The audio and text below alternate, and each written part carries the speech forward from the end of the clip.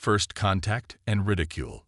The Genesis cut through the darkness of space like a silver arrow, its hull gleaming under the light of unfamiliar stars. Captain Sarah Chen stood at the bridge's observation window, her weathered hands clasped behind her back as she watched the massive alien station grow larger in their view. After 6 months of faster-than-light travel following humanity's first detection of alien signals, they were about to make history. "Station Control is hailing us, Captain," reported Communications Officer Maya Rodriguez, her fingers dancing across the holographic interface. "They seem surprised by our presence." Chen allowed herself a small smile. Of course they were surprised. Humanity had barely mastered FTL travel, and here they were, showing up unannounced at what appeared to be a major alien hub. The Genesis, Earth's most advanced ship, suddenly felt like a rowboat approaching an aircraft carrier. "Open the channel, Maya." The main screen flickered to life, revealing a being that defied human imagination. It appeared to be composed of shifting geometric patterns of light, its face a constantly moving kaleidoscope of shades. When it spoke, its patterns pulsed in sync with the translated words. "Unidentified vessel, you have entered restricted space. Identify yourself." And wait. The aliens' patterns shifted to what Chen would later learn was their equivalent of confusion. "These readings can't be correct. You're using primitive antimatter confinement technology. Are you actually using nuclear fusion for propulsion?" Chen straightened her uniform. "This is Captain Sarah Chen of the Earth ship Genesis. We come seeking peaceful contact and cultural exchange." A sound like crystalline wind chimes filled the bridge. Alien laughter. "Earth. That pre-spacefaring mudball in the Orion Arm. How did you even make it this far without destroying yourselves?" Dr. James Harrison, the ship's chief scientist, clenched his fists but kept his voice level. "We may be new to the galactic community, but we've made remarkable progress in a short time. Our technological development is crude and dangerous." The alien interrupted. "Your vessel's energy signature is practically broadcasting your presence across 3 sectors. It's a miracle you haven't attracted the attention of something unpleasant." The dismissal stung, but Chen had expected this. First contacts in human history had often featured similar dynamics, those with advanced technology looking down on those without. "Perhaps we could discuss these concerns in person. We've come a long way to establish diplomatic relations." More crystalline laughter. "Diplomatic relations, with primitives who still rely on digital computing and mechanical propulsion.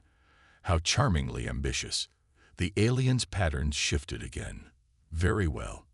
You may dock in Bay 94C. Try not to damage anything with your quaint vessel, and do try to contain your radiation leakage." As the screen went dark, Chen turned to her crew.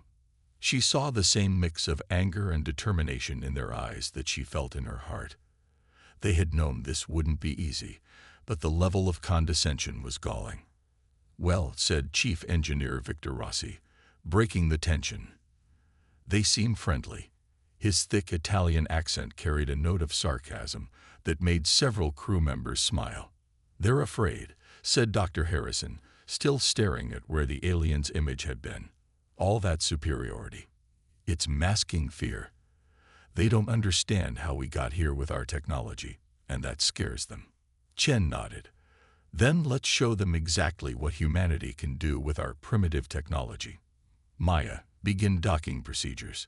Victor, make sure our systems are running at peak efficiency. I want our radiation leakage to be non-existent. James, prepare your cultural exchange materials. Let's give them a first impression they won't forget."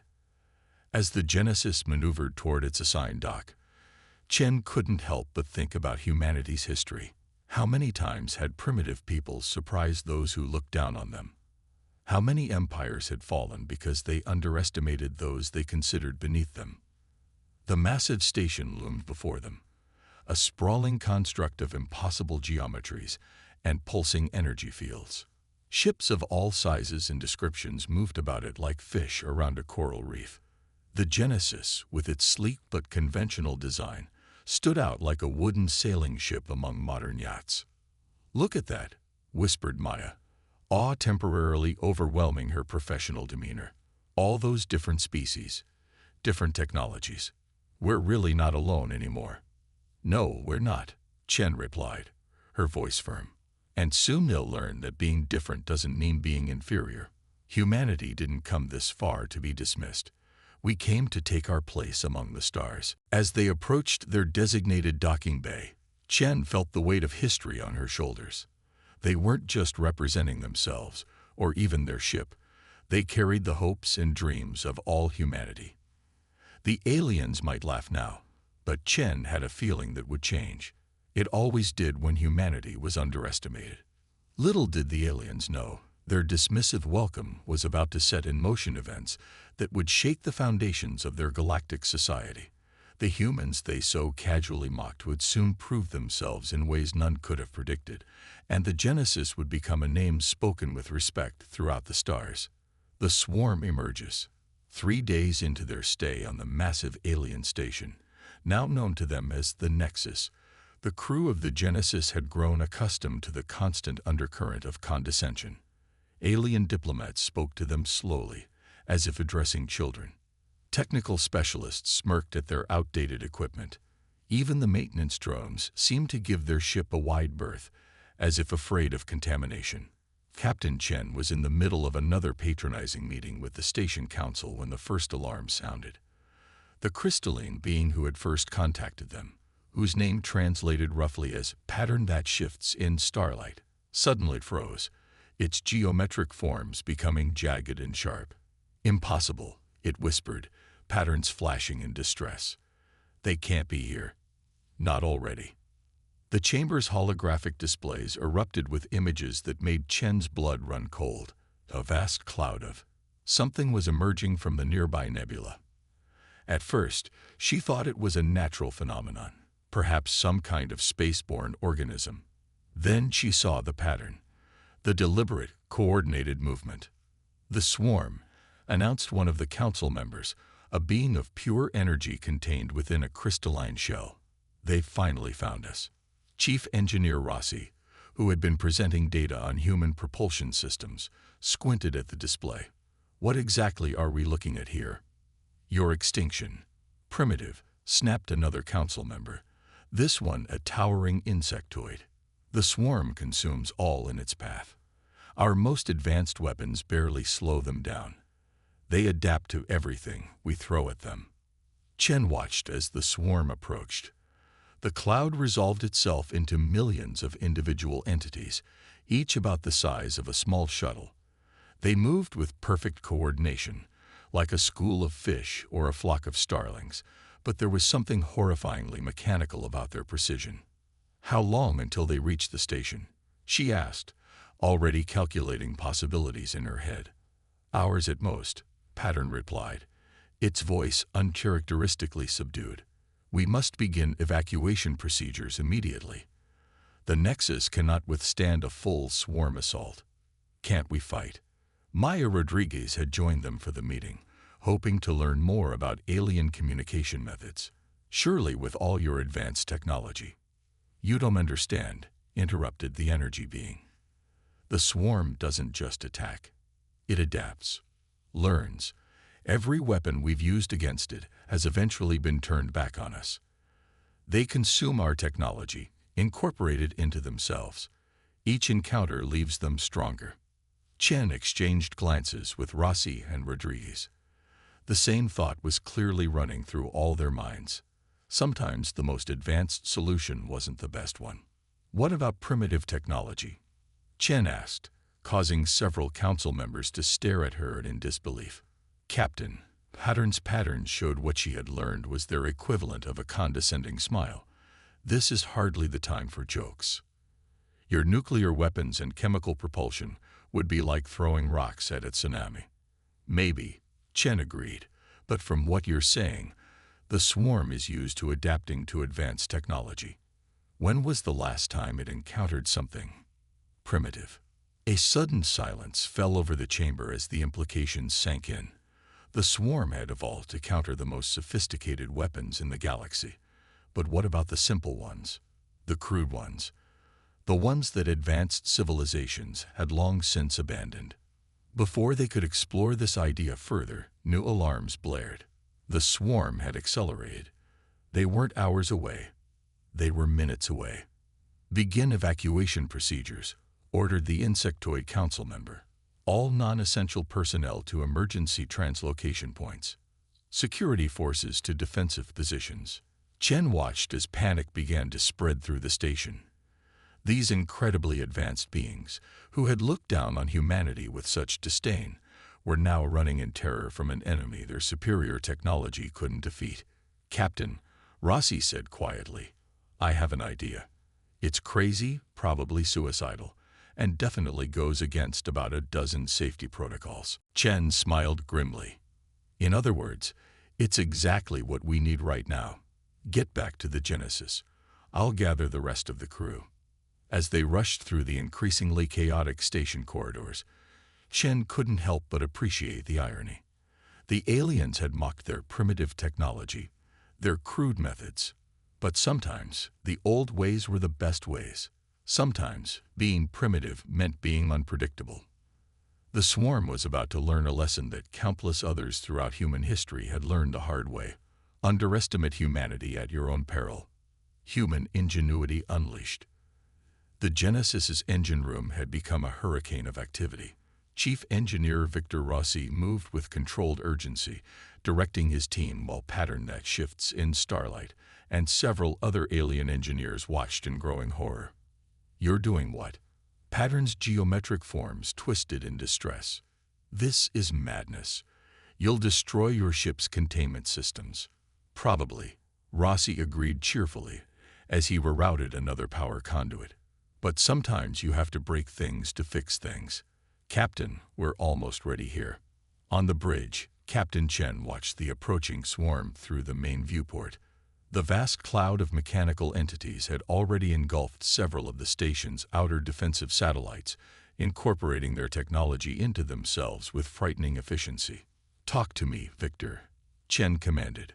"What exactly are we doing?" "Remember how they mocked our primitive antimatter containment?" Rossi's voice crackled over the comm. "Well, they were right. It is primitive and dangerous, especially when you deliberately destabilize it." Dr. Harrison's eyes widened as he understood. "You're going to create a containment failure. That's brilliant and absolutely insane." "The swarm adapts to advanced weapons," Maya Rodriguez added, catching on. "But there's nothing to adapt to in an antimatter explosion. It's just pure destruction." Patterns became almost frantic. "You cannot be serious. A containment breach would destroy not just your ship, but a significant portion of the station. The radiation alone would be negligible," Rossi interrupted, "because we're not going to breach containment here. We're going to eject our antimatter pod directly into the swarm. Their own adaptive shielding will do the rest." Chen nodded grimly. The plan was audacious, desperate, and exactly the kind of thinking they needed. The swarm automatically absorbs and adapts to any technology it encounters, correct? "Yes," Pattern confirmed, "but I don't see how that's Its patterns froze as understanding dawned. "When they try to adapt to your containment system, they'll incorporate our primitive containment technology into their own systems," Harrison finished. "And since it's already destabilized." Maya's fingers flew over her console. "The swarm's outer edge will reach optimal firing position in 2 minutes. If we're going to do this, it has to be now." Chen took a deep breath. This was humanity's moment, not just to save the station, but to prove their worth to the galaxy. "Victor, status." "Antimatter pod is prepped for ejection. Containment field is destabilized to exactly the right point. Any adaptive system that tries to interface with it will cause a cascade failure." "We're ready, Captain." Pattern. Chen turned to the alien. "I need you to transmit the exact frequency of the swarm's adaptive field. We have to make sure they take the bait." The crystalline being hesitated for a moment, then moved to a nearby console. "I still think this is suicide, But we have no other options. Transmitting now. Chen squared her shoulders. All hands, brace for antimatter pod ejection. Maya, plot us a course out of the blast radius. Victor, light them up. The next few moments seemed to stretch into eternity. The antimatter pod, glowing with dangerous energy, streaked away from the Genesis like a miniature star. The swarm, detecting new technology, immediately moved to absorb it. Countless nanomachines swarmed around the pod, their adaptive fields reaching out to analyze and incorporate this primitive human technology. Containment failure in 5 seconds, Rossi reported calmly. 4, 3, 2. The explosion began almost gently, a small spark of light as the swarm's adaptive field interfaced with the destabilized containment system. Then, like a supernova in miniature, the light expanded. The swarm's perfect coordination became its downfall as the cascade failure rippled through its network, each unit trying to adapt and failing, each failure triggering more failures. "My God," Harrison whispered, watching through heavily filtered view screens as a significant portion of the swarm simply ceased to exist. The remaining units, their adaptive network disrupted, fell into disarray. Patterns shifted rapidly through colors humans couldn't even name. Impossible. You defeated them with obsolete technology, with a deliberate failure. Sometimes, Chen said quietly, watching the remaining swarm units scatter in confusion, the best solutions aren't about having the most advanced technology. They're about using what you have in ways nobody expects. As cheers erupted across the station and congratulatory messages flooded their comm system, Chen couldn't help but smile. They had done it, not with overwhelming force or superior technology, but with human ingenuity, creativity, and the willingness to think outside the box. The galaxy would never look at primitive humanity quite the same way again. The battle for survival. In the hours following the Genesis's unconventional victory, the Nexus station hummed with a new kind of energy. Where once humans had been met with dismissive glances and condescending tones, now they found themselves the center of genuine curiosity and grudging respect. Captain Chen stood in the station's grand observation dome, watching as cleanup crews dealt with the scattered remnants of the swarm. Beside her, pattern that shifts in starlight's geometric forms moved in contemplative patterns. "We were wrong about your people," Pattern admitted, its crystalline voice lacking its former patronizing tone. "We saw your technological limitations as weakness, never considering they might be advantages. A common mistake throughout human history," Chen replied. "Advanced civilizations often forget that newer doesn't always mean better." Their conversation was interrupted by Dr. Harrison's urgent voice over the comm. "Captain, we have a problem. A big one." Chen's spine stiffened at his tone. "What kind of problem, Doctor?" "The remaining swarm units. They're adapting again, but not like before. They're going primitive." Patterns became jagged with alarm. "Impossible. The swarm's entire evolution has been toward greater complexity, more advanced technology." "Exactly," Harrison replied, "which is why they never considered going backwards. Until now. They're stripping away their advanced systems, simplifying their approach. Captain, they're learning from us." Chen and Pattern rushed to the station's command center, where holographic displays showed the terrible truth. The surviving swarm units had abandoned their sophisticated adaptive shields and complex weapon systems.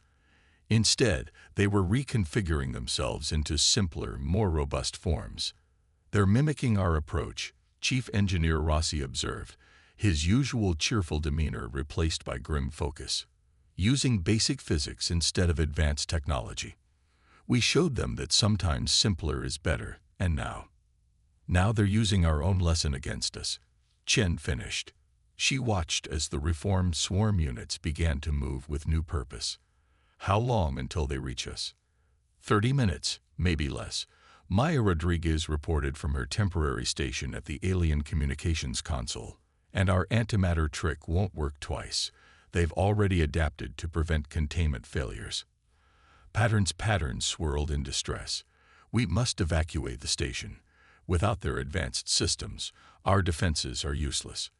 We never prepared for this kind of assault. But Chen was already thinking, watching the simplified swarm units approach. Maybe we don't need advanced defenses. Victor, those maintenance drones the station uses, how many are there? Thousands, Rossi replied, catching her tone. Basic machines, mostly ignored by everyone because they're too simple to be interesting. Captain, are you thinking what I'm thinking? Pattern. Chen turned to the alien. Your people dismissed those drones as primitive, just like you dismissed us. But right now, primitive is exactly what we need. Give Engineer Rossi access to their control systems. What followed was a frenzy of activity that left the alien observers alternating between horror and amazement. Under Rossi's direction, the maintenance drones were stripped of their sophisticated guidance systems and safety protocols, transformed into simple but effective weapons. This is barbaric, one of the alien council members protested, watching as Rossi programmed the drones with basic collision trajectories. Those drones cost millions of credits, better than the station costing billions of lives. Chen replied sharply. Sometimes you have to sacrifice the complex to preserve the simple. The reformed swarm units were less than 10 minutes away when Rossi finally looked up from his work, sweat beading on his forehead. It's done. We've got 5,000 drones ready to launch, stripped down to nothing but engines and basic directional control. No fancy targeting systems, no advanced AI, just pure momentum and mass. Chen nodded. Maya, send the evacuation order. Get everyone away from the outer sections. Pattern, we'll need control of the station's artificial gravity systems. To what end? Pattern asked, even as it complied. The simplest weapon humanity ever created, Chen replied grimly, was just throwing rocks really hard.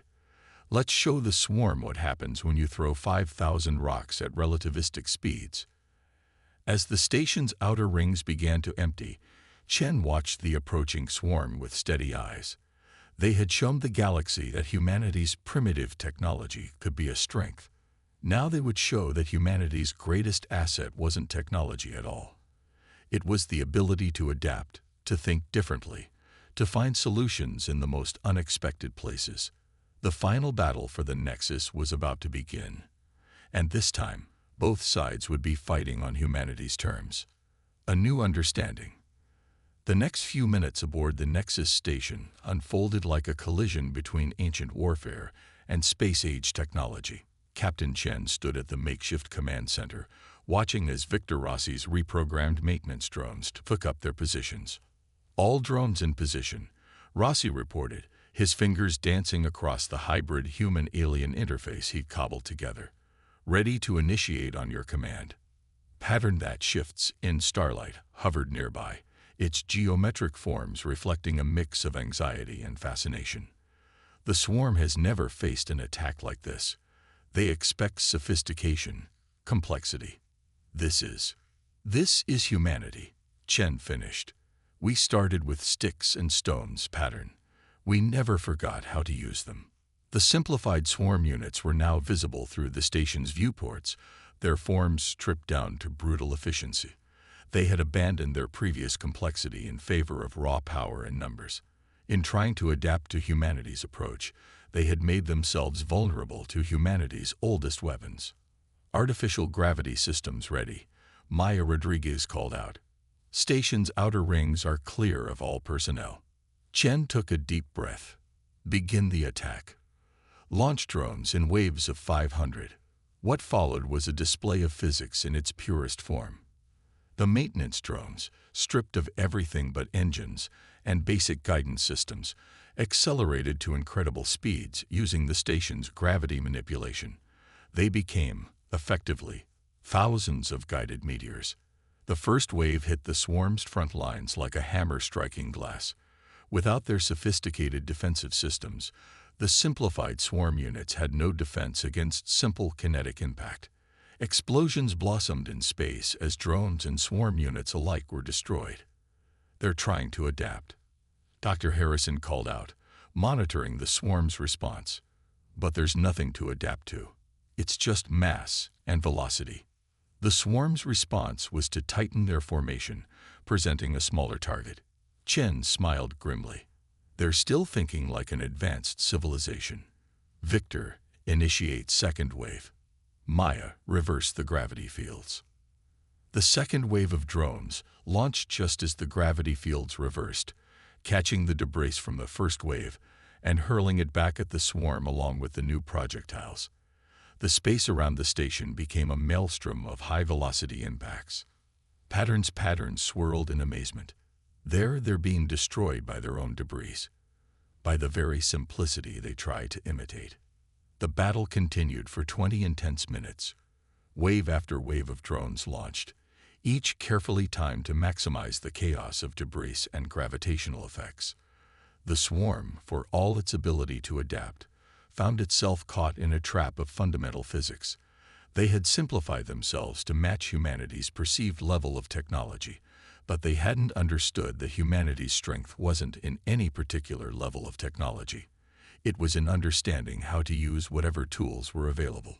Finally, the last swarm unit was destroyed, leaving only scattered debris floating in complex patterns around the station. For a moment, silence reigned in the command center. Then Pattern spoke, its voice carrying a new tone of respect. You saved us all with maintenance drones and gravity fields. No advanced weapons, no sophisticated defenses, just the clever application of basic principles. Sometimes, Chen replied, the best solutions are the simplest ones. Humanity learned that lesson over thousands of years of solving problems with limited resources. In the days that followed, the story of how humanity had defeated the swarm spread throughout the galaxy. The tale grew with each telling.